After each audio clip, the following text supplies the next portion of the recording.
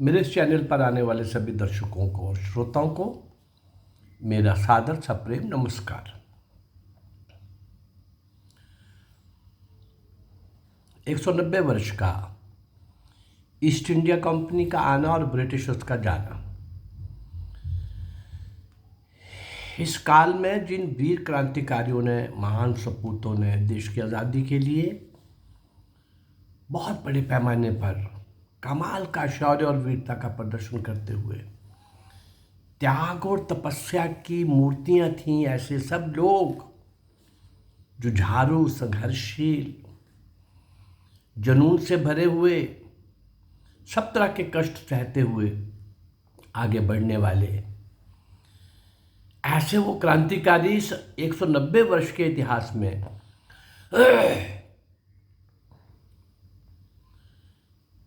उनमें से किसी को भी 2 4 5 7 को छोड़कर, और उनके बारे में भी केवल नाम, बहुत ज़्यादा उनके बारे में भी कुछ नहीं, और बाकी को कहीं भी इतिहास में लाया नहीं गया, बताया नहीं गया, समझाया नहीं गया।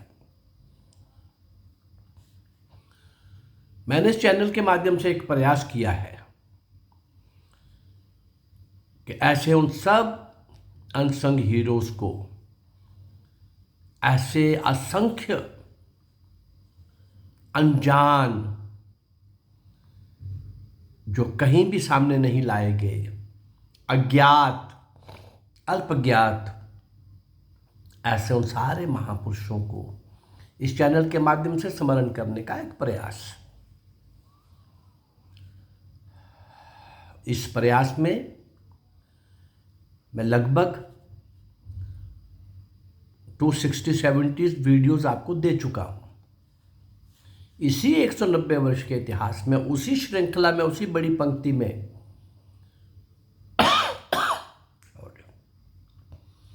ऐसे जिन भी और महापुरुषों ने स्वतंत्रता रूपी महायज्ञ के अंदर अपने आप को आहुत किया,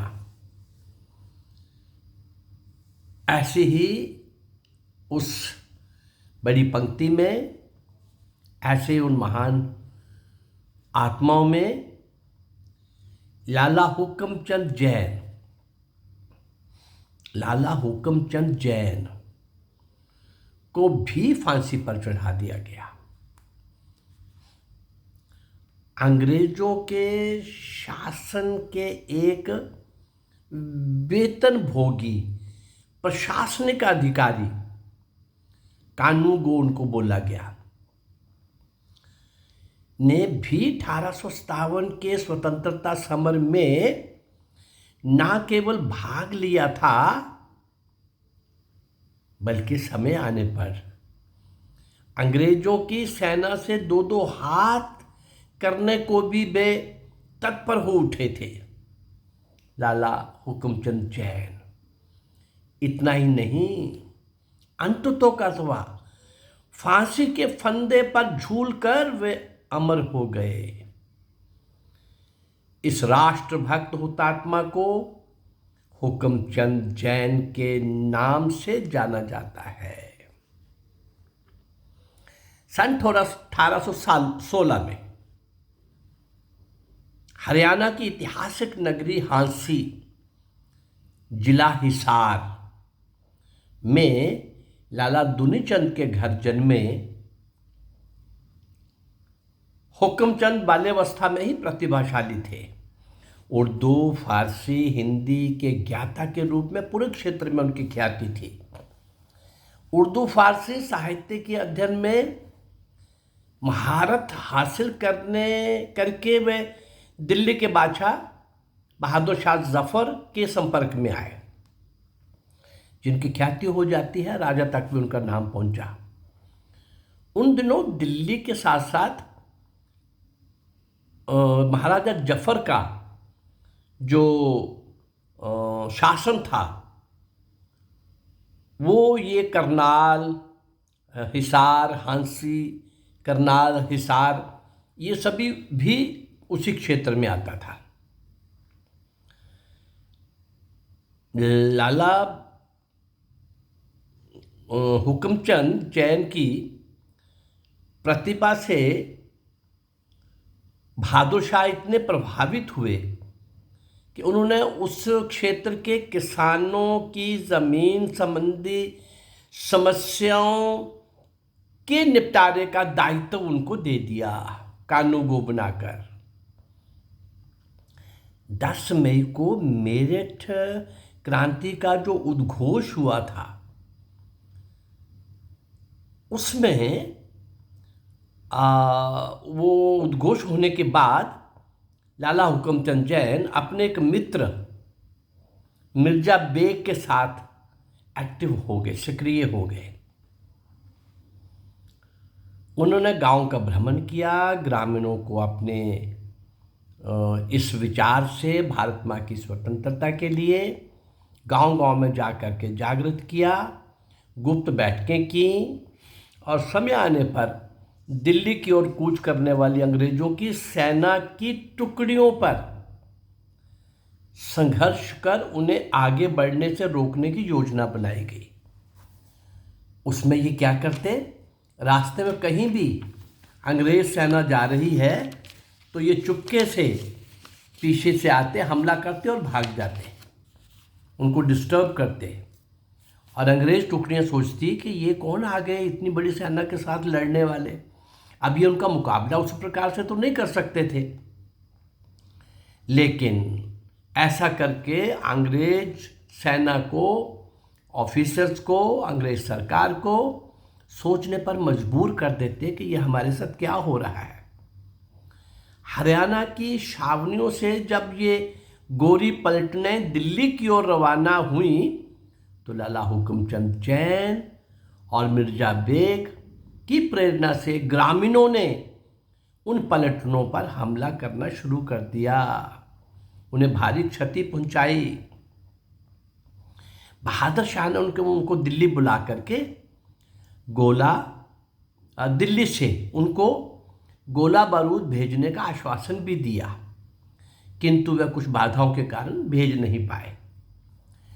लाला हुक्मचंद ने फारसी भाषा में बहादुर शाह जफर को कुछ पत्र लिखे और उनके जफर के सामने तो, बहादुर शाह जफर के सामने तो सीधी अंग्रेज़ों की चुनौती थी, उनको सहायता देने का आश्वासन दिया।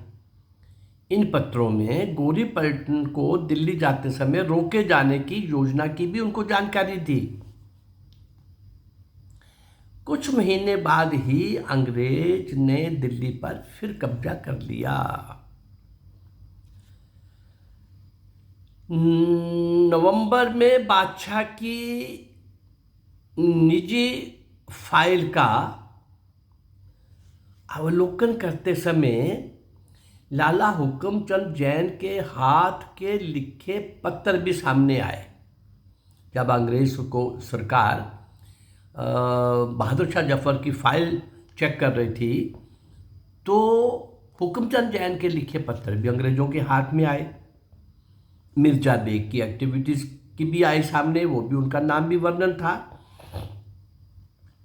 तो इनको लगा कि अंग्रेजों को चुनौती देने का साहस ये इस लाला हुक्मचंद जैन ने और मिर्जा बेग ने कैसे किया। दिल्ली के कमिश्नर मिस्टर C.S. सैंडर्स ने हिसार के कमिश्नर को आदेश दिया कि वे इन दोनों को अरेस्ट करें। ये राज्य कर्मचारी भी थे हुक्मचंद जैन, लाला हुक्मचंद जैन, और इनको दोनों को पकड़ के इनको इनके आवास में ही घेर लिया गया और इनको पकड़ के दिल्ली लाया गया। लाला जी की तरह ही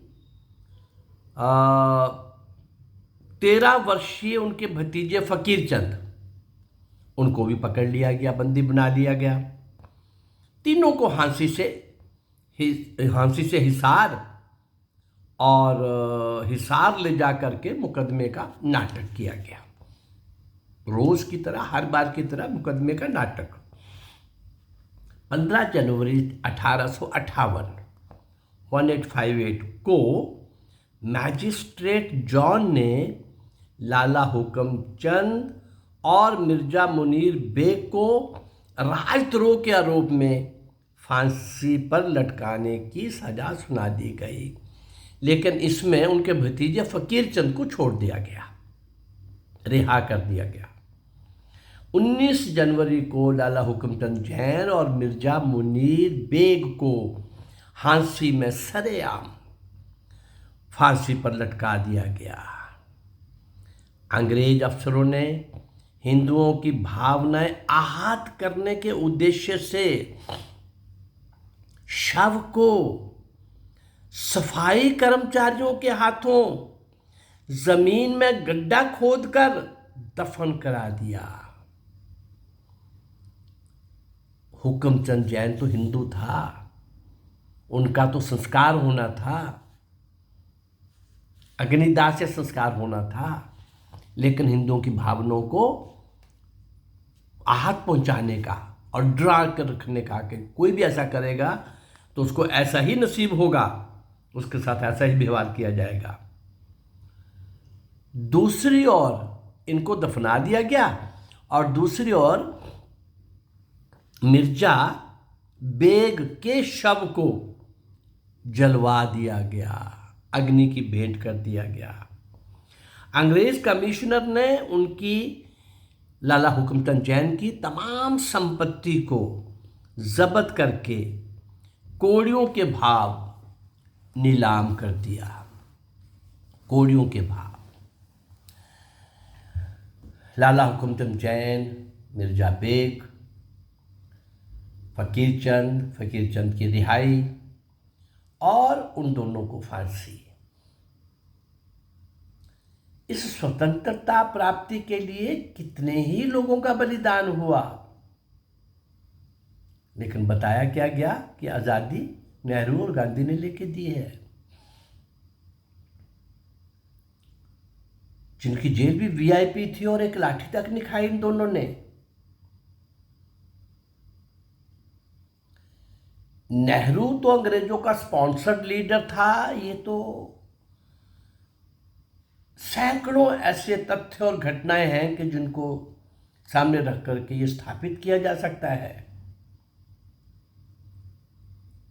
और जब आज़ादी होने की बात आई, जब सेकेंड वर्ल्ड वॉर के बाद अंग्रेज लोग पिट चुके थे, थक चुके थे, गोला बारूद कम हो चुका था, बहुत सारे देश उनकी पकड़ से निकल चुके थे, भारत से जाने का भी उनका मन बन चुका था, और भारत में क्रांतिकारियों ने तो समय समय पर उन सबको छठी का दूध याद दिलाया था, संघर्ष किया था, उनके लिए भी एक डर पैदा किया था।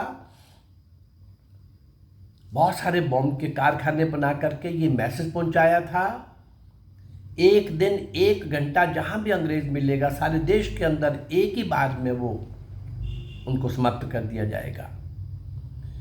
मौत के डर के साए जीने वाले अंग्रेज दुनिया से सेकेंड वर्ल्ड वॉर में बहुत ज़्यादा लड़ते लड़ते थक जाने वाले, बहुत कुछ खो जाने वाले, कमज़ोर हो चुके अंग्रेज जब जाना ही था उनको, तो उन्होंने सोचा कि अब क्या किया जाए।